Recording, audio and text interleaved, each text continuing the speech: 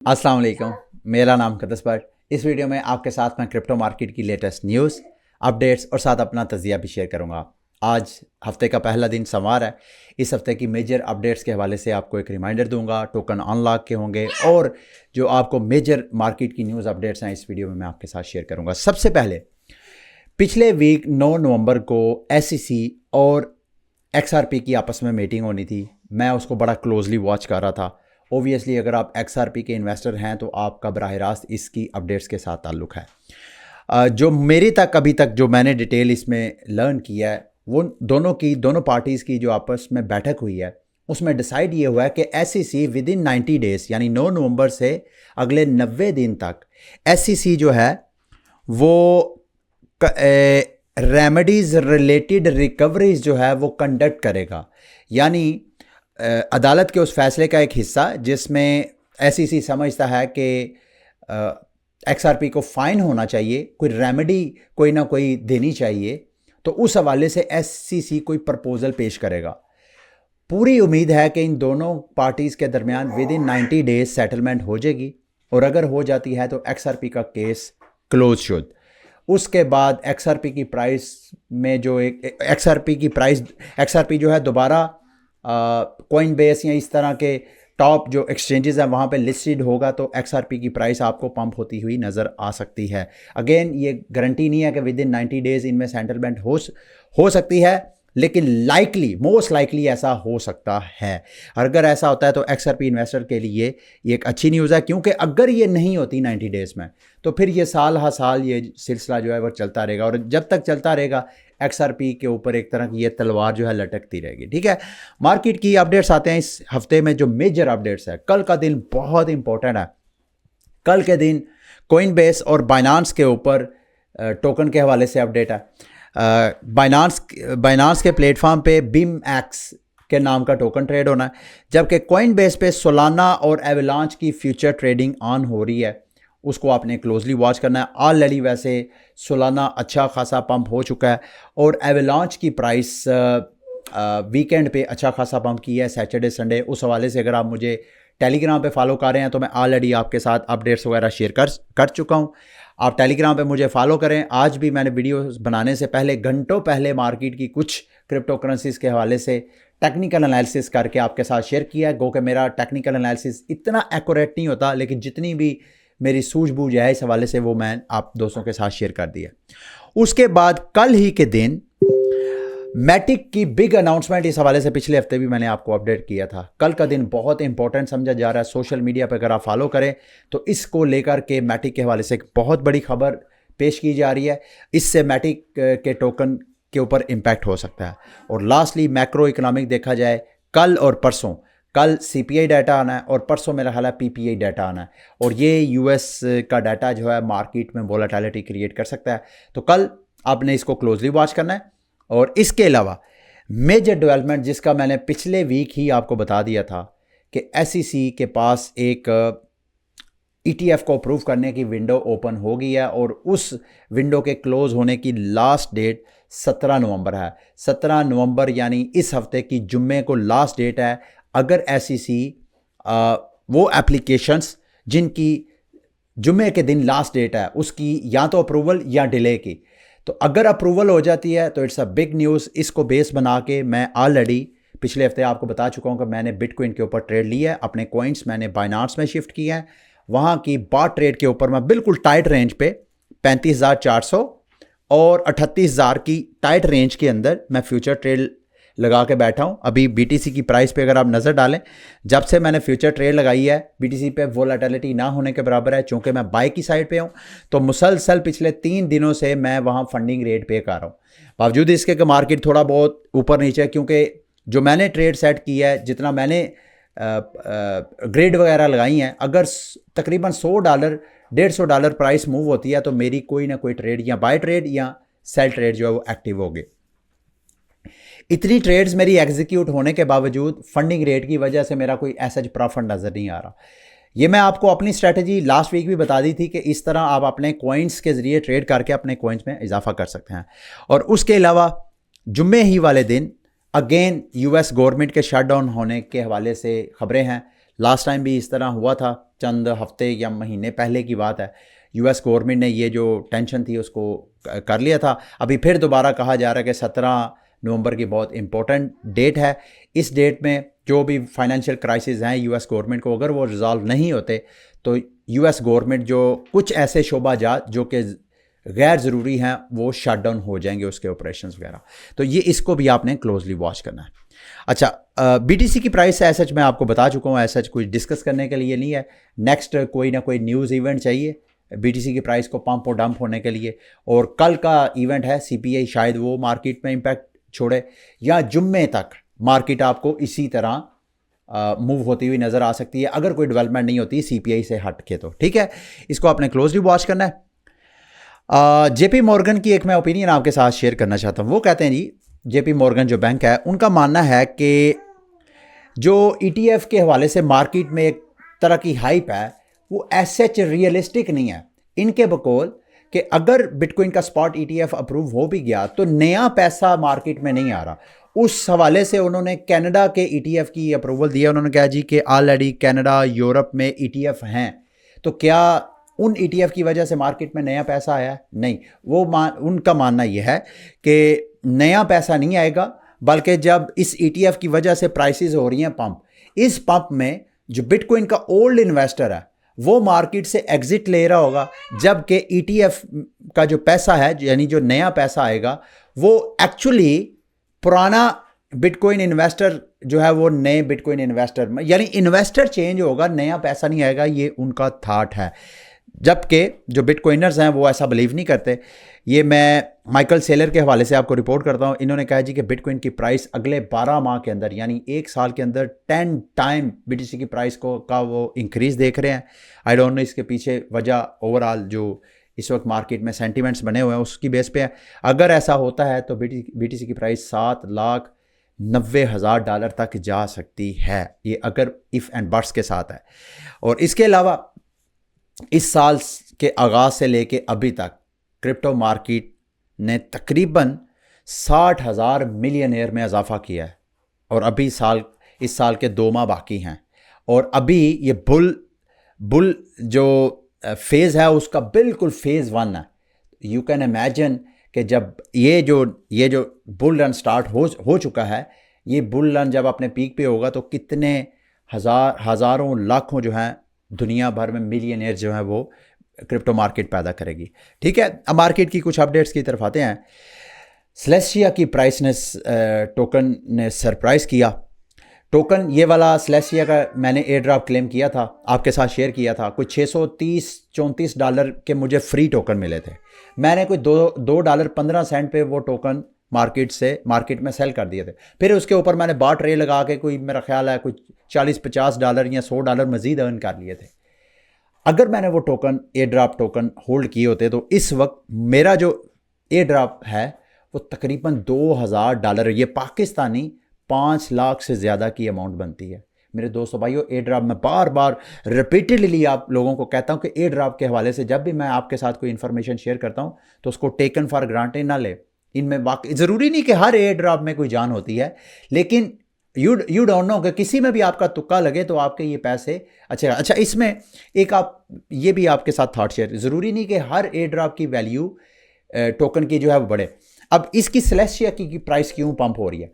क्योंकि सेलेसिया कहने को तो आर्बिट्रम भी एक बहुत बड़ा प्रोजेक्ट था, आर्बिट्रम में भी मुझे कोई $1,000 के करीब फ्री एयर ड्रॉप टोकन मिले थे।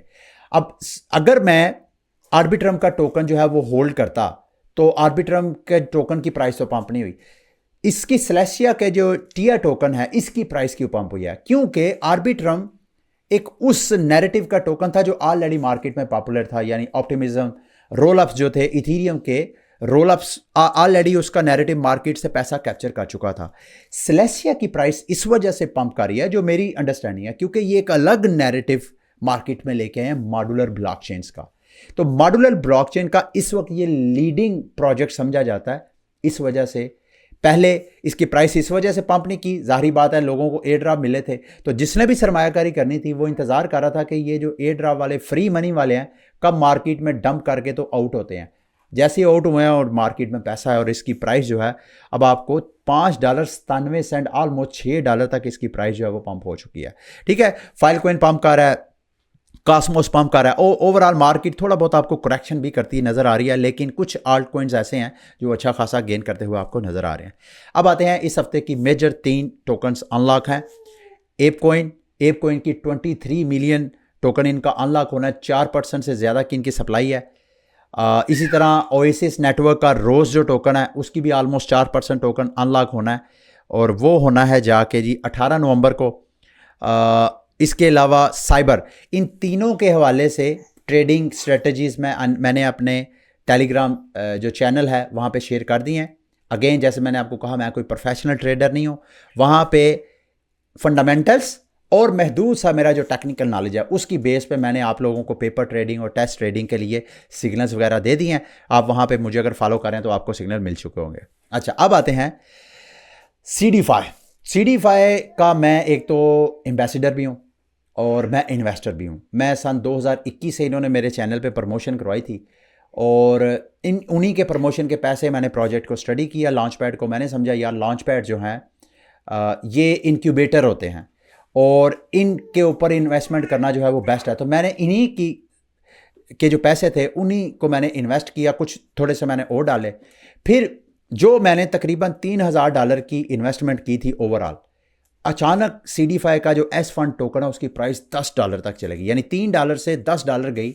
मैंने वो टोकन सेल किए, मुझे कितना बेनिफिट हुआ?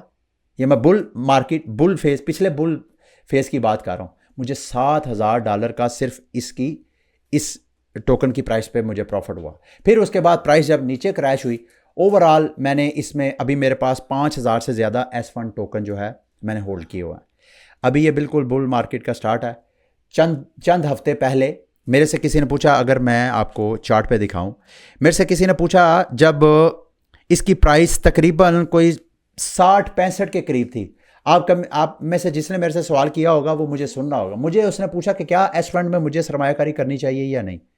मैंने उसको कहा कि मैं आपको कोई फाइनेंशियल एडवाइस तो नहीं दूंगा, लेकिन अगर मैंने सरमायाकारी करनी होती तो this is the best time.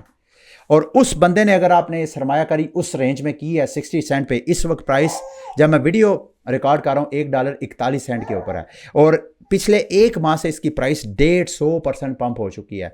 मेरा मानना ये है कि ये बुल मार्केट का फेज़ है। अगर तो बुल मार्केट दोबारा स्टार्ट होती है तो ये मैं आपको बताता चलूँ, गेमीफाई प्रोजेक्ट में जितने लॉन्च पैड्स हैं, बल्कि मुझे ये कहने दें जितने भी क्रिप्टो मार्केट में इस वक्त लॉन्च पैड्स हैं, उनमें सबसे ज़्यादा लीडिंग प्रोजेक्ट है सीडीफाई।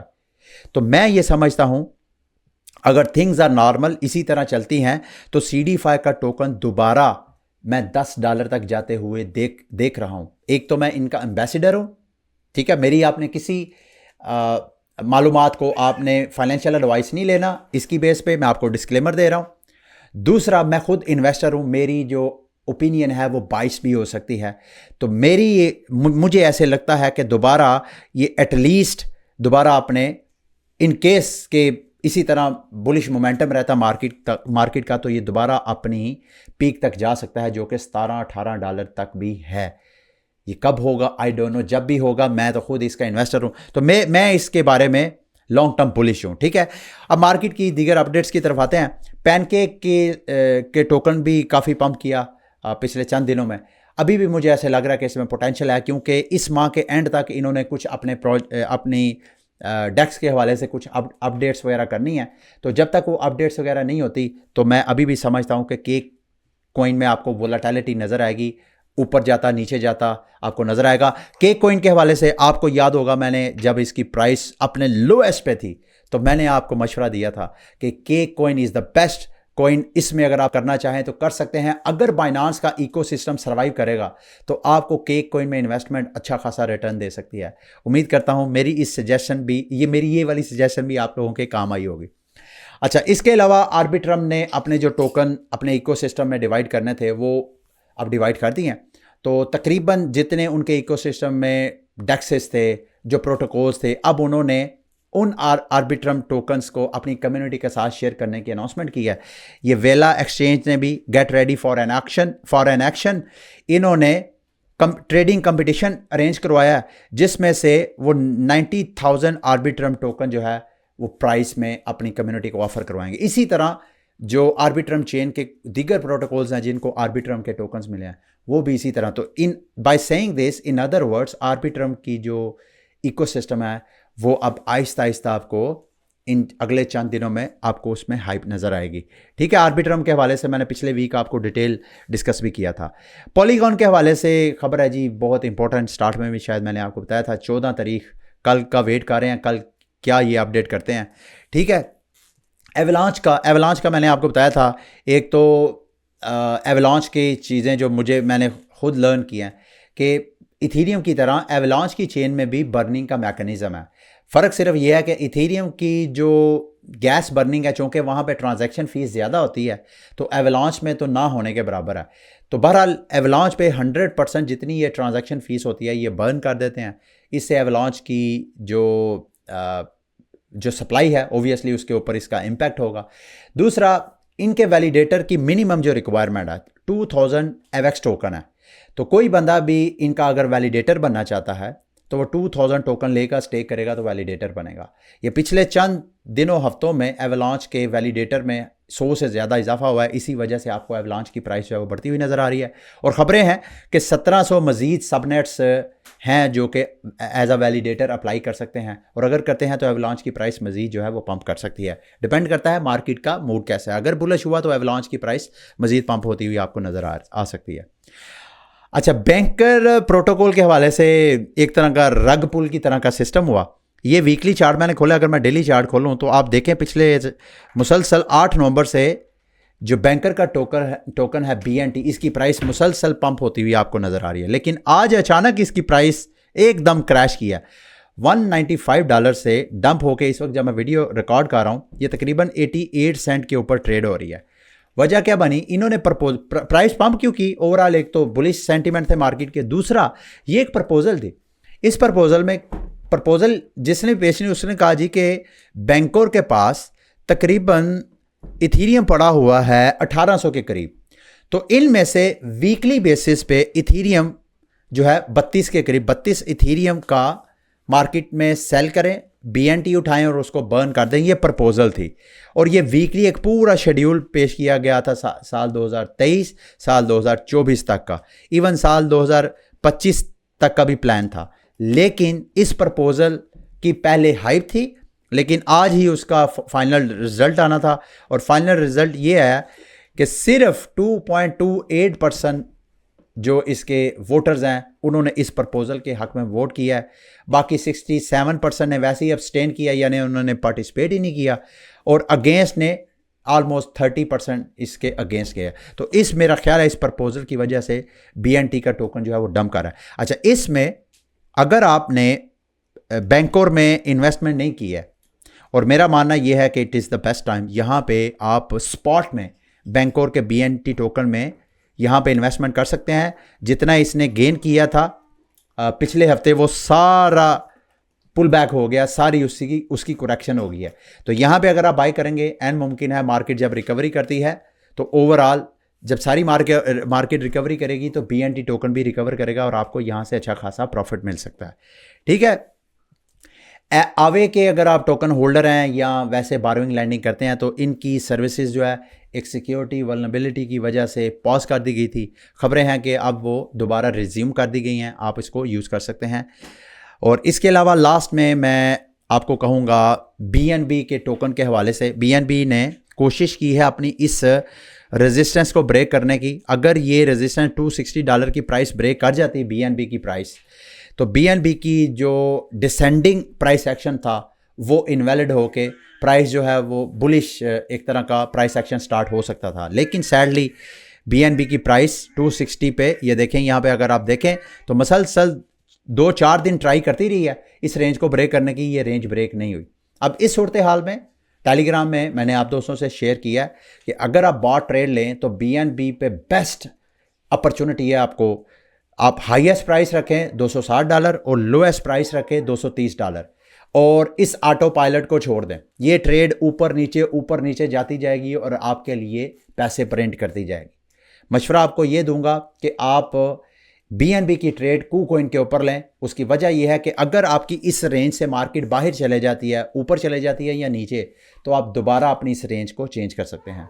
अगर आप KuCoin के यूज़र नहीं हैं तो मेरे रेफरल लिंक से ज्वाइन करना चाहते हैं तो इसका लिंक वीडियो की डिस्क्रिप्शन में और स्क्रीन पे आपको मेरा KuCoin का रेफरल कोड भी नज़र आ रहा होगा। इस हवाले से मैंने बॉट ट्रेड KuCoin पे आप कैसे कर सकते हैं, कौन कौन सी ऑप्शन है, इस हवाले से मैंने वीडियो भी बनाई है, वो भी आप वॉच करना चाहें तो वॉच कर सकते हैं। ठीक है। लास्ट में जी एनीमोका ब्रांड ने भी चिलीज़ को ज्वाइन किया है। चिलीज़ के हवाले से पिछले हफ्ते मैंने आपको बताया था मेजर अपडेट्स वगैरह होनी है, तो ओबियसली बड़े बड़े नाम चिलीज़ के साथ जुड़े हैं, तो चिलीज़ के इन्वेस्टर के लिए ये एक अच्छी न्यूज़ और अपडेट थी। ठीक है। ये थी मेरी आज की न्यूज़ अपडेट्स। उम्मीद करता हूँ मेरी आज की वीडियो भी आपके लिए इन्फॉर्मेटिव रही होगी। अगली वीडियो तक के लिए मुझे इजाज़त दें। अल्लाह हाफिज़।